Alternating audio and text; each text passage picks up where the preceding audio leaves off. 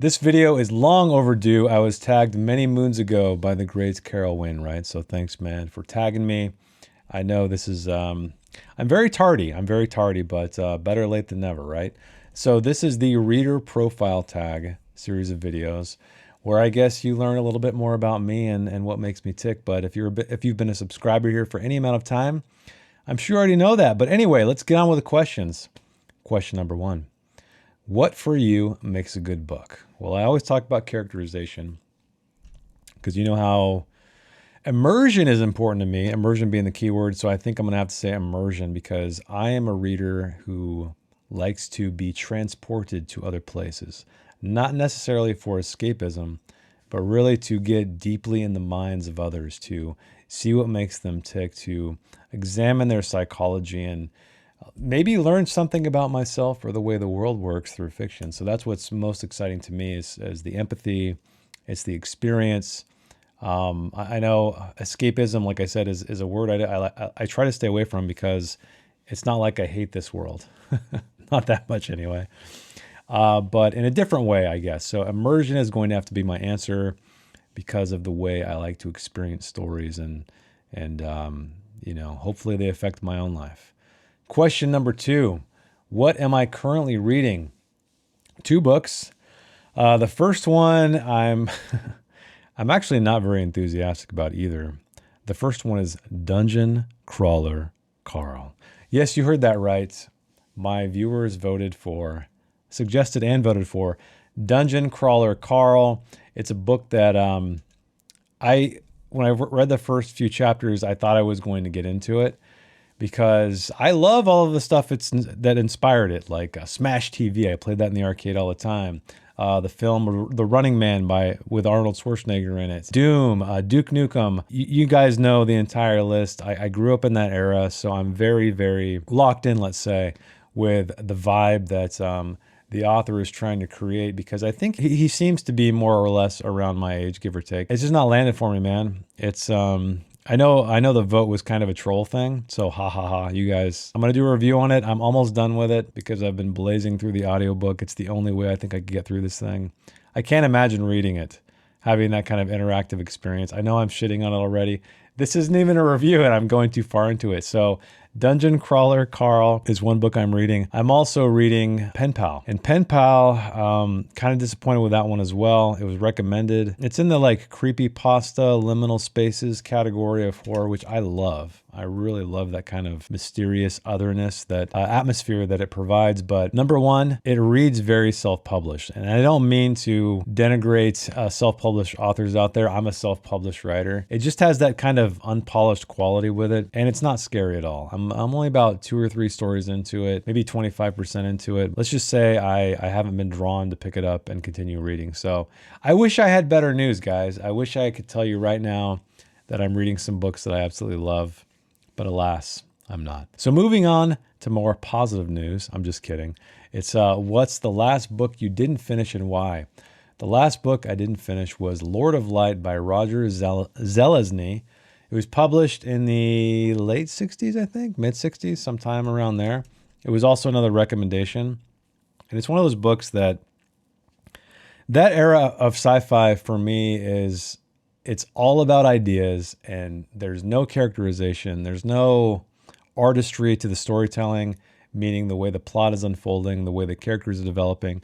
And I get it, right? That was an era of science fiction. I think, Carol, if you're watching this, you mentioned it to me when I was complaining about Heinlein's The Moon is a Harsh Mistress. Their goals were more about exploring these ideas and creating some kind of notoriety or respect where to be taken seriously. I think that's what you said. Something along those lines. And so I get it, and I love the ideas are cool. The ideas are cool in this book, but my God, it is so boring. It is only ideas. It's full of exposition. There's very little characterization. You don't really care about anybody or what anybody's doing. It's strictly that kind of bird's eye view, that 30,000 foot view of these ideas where it's about these humans that kind of went to another planet and they sort of became gods or turned themselves into gods through science, let's say. And it's, like I said, sounds cool, right? It sounds like it's trying to bridge the gap between, science and religion or spirituality. And And what does it all mean? But yeah, I had to quit. I was pretty far into it. I think I had a couple chapters left. And the chapters are long, by the way. So that's why I didn't finish, because, it would have taken me a bit of time. And I wasn't engaged. I wasn't immersed. Unfortunately, I can't recommend that book unless you like science fiction that is strictly about ideas and want to see sort of where a lot of modern sci-fi was inspired by, because that's really where you want to go, the old classic sci-fi stuff. But yeah, it's not for me. What obscure book do you wish other people would read? It took me a little bit of time to think about this one, because I was going to go with House of Leaves, but it's not really obscure.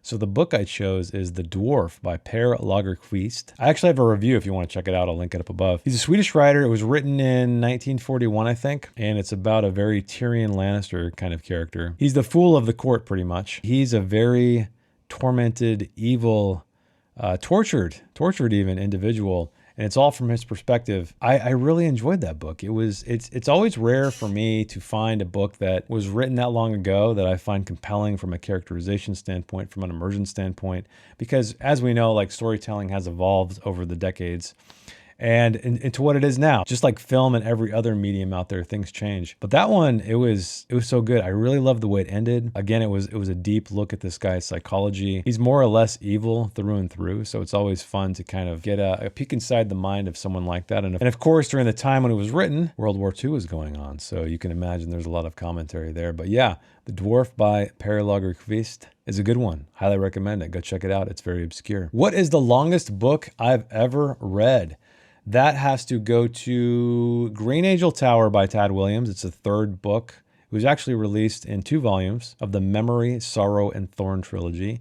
It's a fantasy trilogy that I read when I was 13, 14 years old, something like that. I really want to read it again to see how I feel about it now, because I'm a very different person now, of course. It's 1,100 pages long, I believe. Now, granted, I know Brandon Sanderson and other writers have written even longer stuff, but it seems like for the time that was pretty damn long, because, like I said, the third book was broken up into 2 volumes in mass market paperback because it was too fat. It was too thick to be published into 1 volume. Okay, this next one was really difficult for me, and these are probably terrible picks.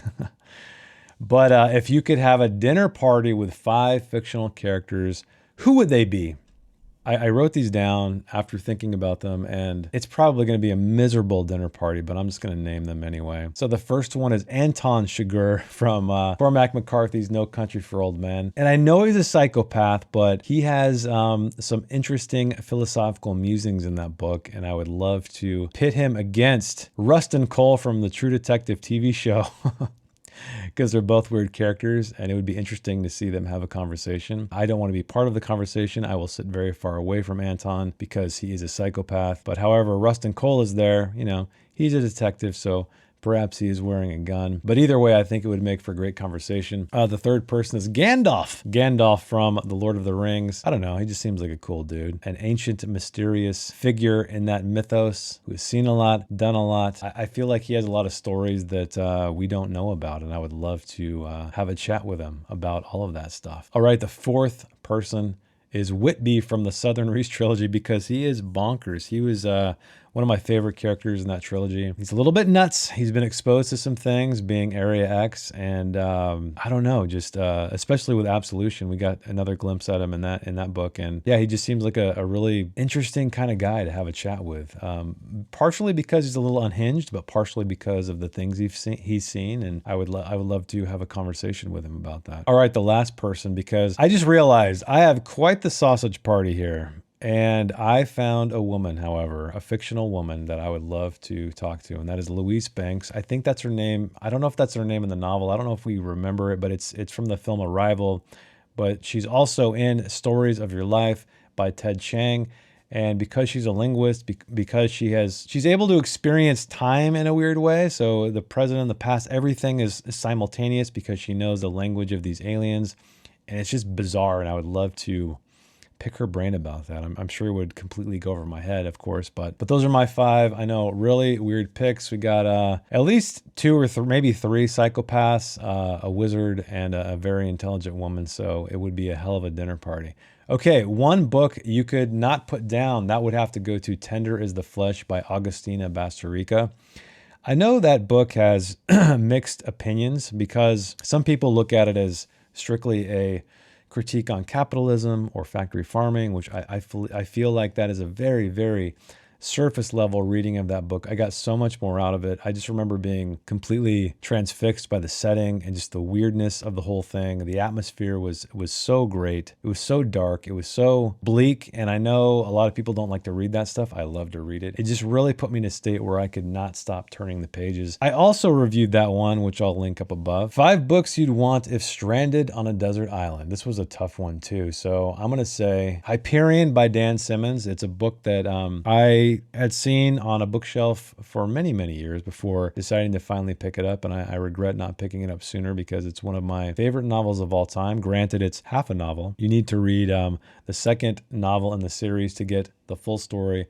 But regardless of that, I love it because it's so rich with story. It's about these pilgrims. They're going off on a pilgrimage, of course, very much inspired by the Canterbury Tales in that regard. But each pilgrim is telling their story of why they are going on this pilgrimage, and they are amazing. All of them are so good. Highly recommend that book if you haven't checked it out yet, even though, again, it's half a book. Okay, the second book, and I know this is kind of cheating. Maybe this is cheating, but I have it in one volume right here.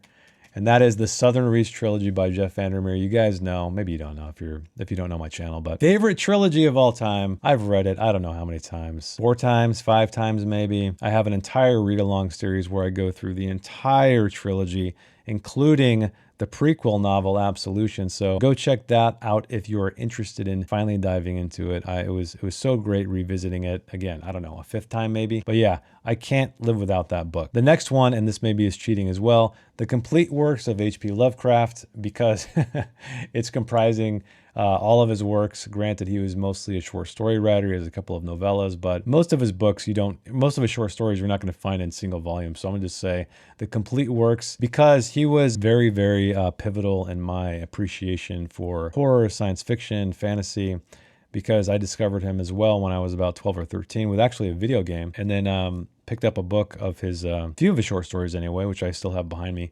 It's called like Blood-Curdling Tales of the Macabre by H.P. Lovecraft. Anyway, no other writer that I can think of has really affected me in a imaginative way, I guess, in that cosmic horror really freaks me out when done right. And H.P. Lovecraft is really the only person I've ever seen do it right. I guess John Langan might be another one, but I feel like he's kind of riffing on Lovecraft anyway, rather than kind of creating his own cosmic horror. But most cosmic horror I've read is just, it doesn't creep me out, right? It doesn't give me that existential crisis that I get when I read Lovecraft. So it's going to have to be that. All right, the next book is going to be House of Leaves by Mark Danielewski, which I have 1 copy, 2 copy right here. That book was another book, just like Hyperion, that I got it for Christmas from my aunt. My aunt gave it to me when I was about 20 years old. And I read it when I was 40, 41, 42, 40, around there. So 20 some odd years it took me to read that book. I don't think I was ready for it because it is a very challenging read. It's the only book I've ever read that it feels like you are an active participant in the story, right?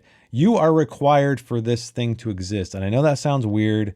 It's like a story within a story, about a documentary. Really hard to explain. There are so many layers and puzzles that I have not solved with that book, so I really need to go back and read it again. And so if I'm on a desert island, I got all the time in the world, right? So House of Leaves is going to be my 4th book. The final book, man, this was tough. I almost chose the complete works of Ray Bradbury, but again, I feel like there's so many short story collections in this, or at least potentially like 2, but one of those is of course a trilogy of novels. Anyway, I decided to pare it down to 1 novel by Ray Bradbury, and that is The Martian Chronicles. I read that a long time ago. I had the honor of meeting Mr.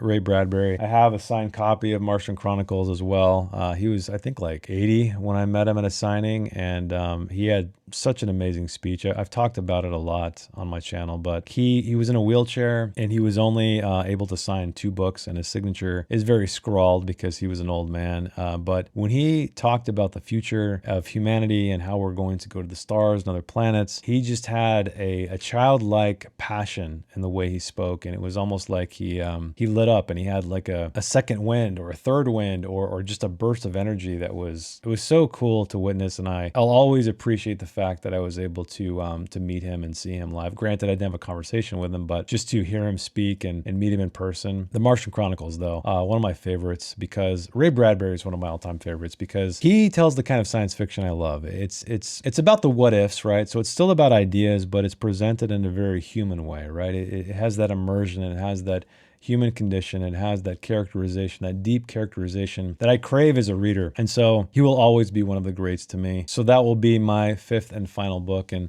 those are really tough because there's so many great books out there. Okay, next question. If you were to write a book, what would it be about? Well, I have written a few books. And the first one I wrote is called The Field. And it's a coming of age story. It's about two boys who, they get bullied, but it's not really about bullying. It's about friendship and protection. And let's just say it gets pretty dark. And it's an exploration of how our childhood can, of course, affect our adult lives and how all of the sometimes small or sometimes big things can significantly affect who we are as adults. And I wanted to explore that because I'm, of course, like many people, very nostalgic about their childhood. A lot of great memories. And I even fashioned the fictional town in the book where I kind of around where I grew up. Granted, it's changed a lot, but some of the locations are directly inspired by where I grew up. I also wrote a book called A Song for the End of the World. It's dystopian, it's bleak, part one of a trilogy that I've only written still one volume in that trilogy. I actually have two drafts of the second book, but I don't know, man. It was a short story that I turned into a short novel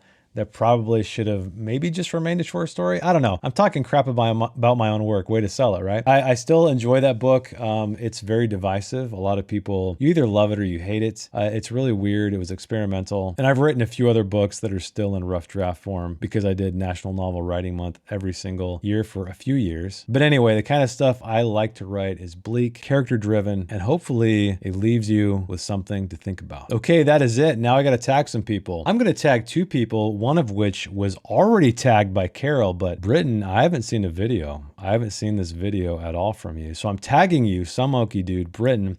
I'm also going to tag Lee Hunts because I haven't seen him do a tag video in some time, and I'm sure he's got some really cool answers to some of these questions. Okay, that's it for me. Thanks for watching. Carol, thanks for tagging me. I apologize again for it taking so long to get this damn video out. Hopefully it was worth the wait. And thanks guys for hanging out with me, and I will see you in the next one. Bye.